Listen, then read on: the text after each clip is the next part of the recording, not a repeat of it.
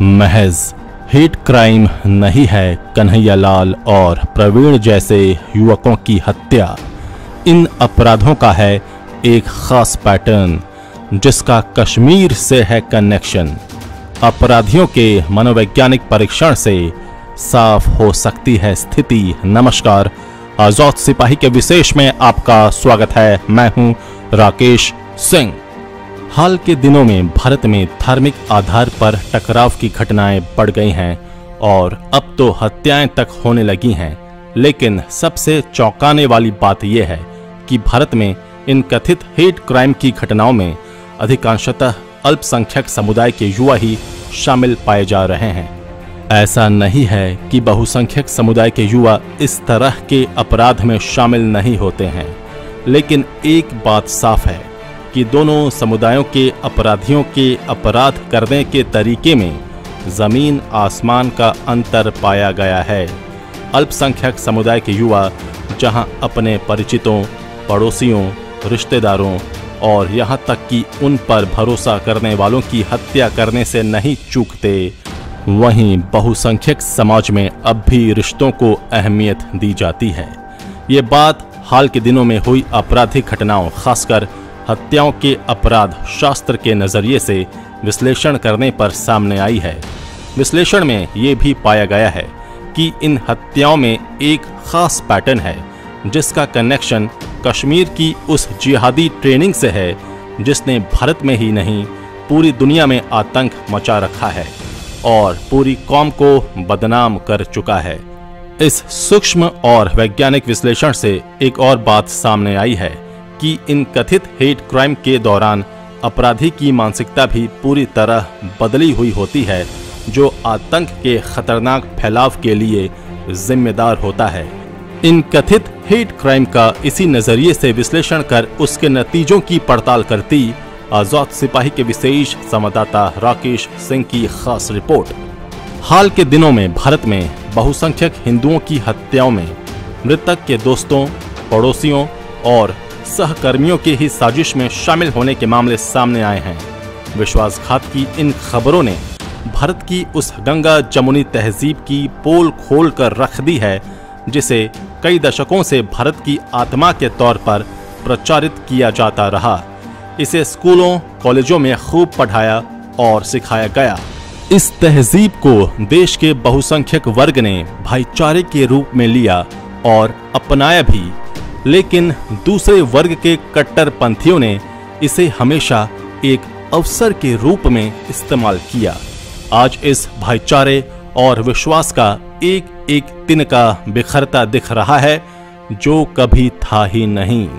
साल 2017 में CSDS के एक सर्वे में खुलासा हुआ था कि देश में केवल 5% मुस्लिम ही हिंदुओं को अपना करीबी दोस्त मानते हैं। हाल के दिनों में भारत में हेट क्राइम के रूप में प्रचारित इन हत्याओं से जुड़े विभिन्न पहलुओं का अपराध विज्ञान की नजर से विश्लेषण किया गया है तो चौंकाने वाले नतीजे सामने आए हैं। कर्नाटक के प्रवीण नेट्टारू की हत्या से लेकर उदयपुर के कन्हैया लाल, महाराष्ट्र के उमेश कोल्हे, कश्मीर के राजस्व अधिकारी Rahul Bhatt, bank manager Vijay Kumar, school की प्रिंसिपल सुपिंदर कौर और शिक्षक दीपक चंद से लेकर 1990 के दशक के बाल कृष्ण गंजू तक की हत्या में दोस्त, पड़ोसी और सहकर्मियों की संलिप्तता सामने आई है या फिर उन पर शक जाहिर किया गया है। कर्नाटक में भाजपा युवा मोर्चा के नेता प्रवीण नेट्टारू की 28 जुलाई को हुई हत्या के सिलसिले में शफीक बेल्लारे और जाकिर सावानूरू को गिरफ्तार किया गया है। शफीक के पिता इब्राहिम मृतक प्रवीण की दुकान में काम कर चुके हैं और इनका एक दूसरे के घर आना जाना भी था।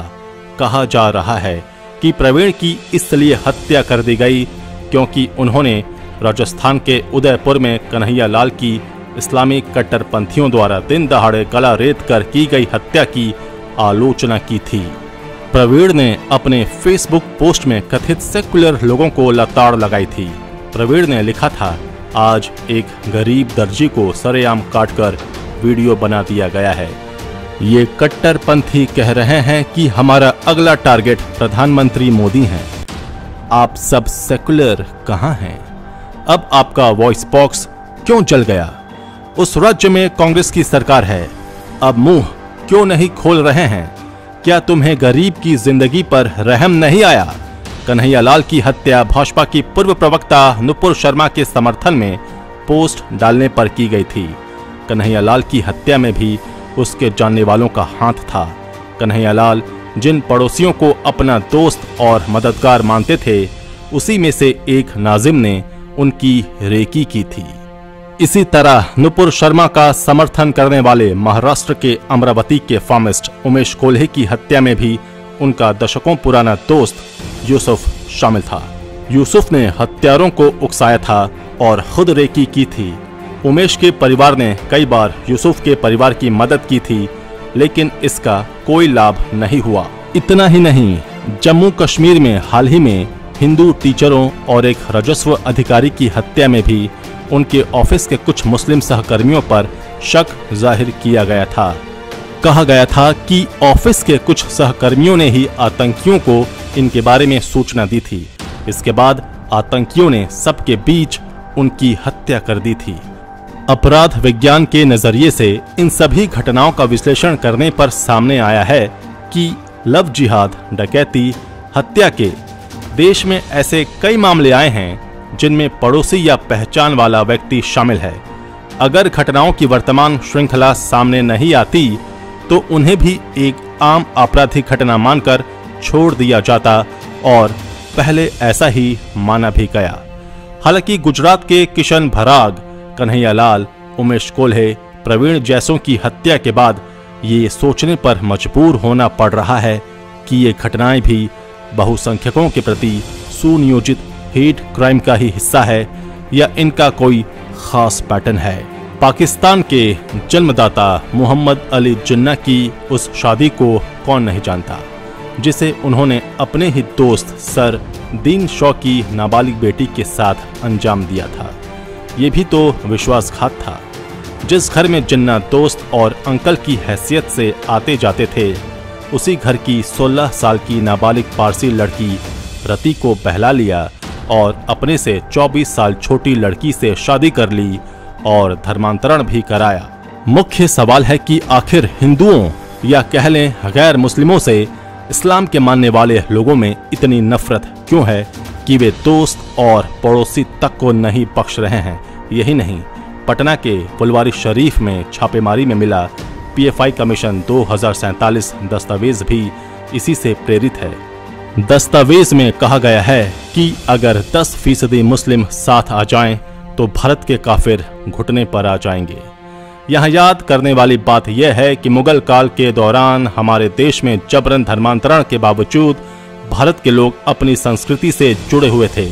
वे जानते थे कि उन्होंने मजबूरी में धर्मांतरण तो कर लिया है, लेकिन उनका हृदय और स्वभाव हिंदू ही रहा। कश्मीर और राजस्थान एवं यूपी के कई ऐसे गांव हैं जो मुस्लिम होने के बावजूद खुद को हिंदू मानते रहे। इनमें से एक हरियाणा और राजस्थान का क्षेत्र मेवात भी है। मेवात के मुस्लिम कुछ दशक पहले तक खुद को हिंदू मूल के बताते रहे, लेकिन बरेली, सल्फी जैसे कट्टरपंथी मुस्लिम विचारधारा के फैलाव और कुछ हद तक राष्ट्रीय तुष्टीकरण ने उन्हें कट्टर और हिंदुओं को काफिर बना दिया। आज मेवात का क्षेत्र आतंकी और आपराधिक गतिविधियों के लिए कुख्यात हो चुका है। वहां पर आज वही मुस्लिम अपने पड़ोसी हिंदुओं को प्रताड़ित और जबरन धर्मांतरित कराने में लगे हैं, जिन्हें कुछ दशक पहले तक अपना मानते थे। कट्टरपंथी मुल्ले मौलवियों की तकरीरों में लोगों को और देश विरोधी गतिविधियों में शामिल कुछ मदरसों में बच्चों को ये बार बार याद दिलाई जाती है कि उन्हें क्या करना है। परिणाम ये होता है कि दशकों की दोस्ती के बावजूद सिर्फ एक पोस्ट के लिए निर्मम हत्या कर दी जाती है। ये कथित घृणा ही कश्मीर में आतंकवाद के विस्तार और अल्पसंख्यकों की निर्मम हत्या के लिए जिम्मेदार है।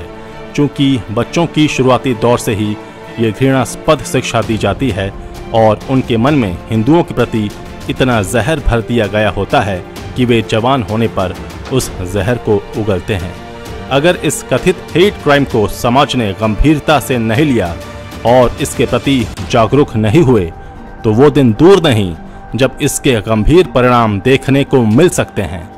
इसमें सरकार की भूमिका तो महत्वपूर्ण है ही, इसके साथ ही उन उदारवादी मुस्लिमों की भूमिका भी महत्वपूर्ण है जो आज भी भारत और भारतीयता से तन मन धन से जुड़े हैं और हृदय से प्यार करते हैं। इतना ही नहीं, जरूरत तो इस बात की भी है कि इन घटनाओं में शामिल अपराधियों का मनोवैज्ञानिक तरीके से परीक्षण किया जाए ताकि उस खतरनाक पैटर्न का पता लगाया जा सके। इन अपराधियों का सामाजिक बहिष्कार भी किया जाना चाहिए। आजाद सिपाही के विशेष में अभी इतना ही। आप हमारे इस YouTube चैनल को जरूर सब्सक्राइब करें।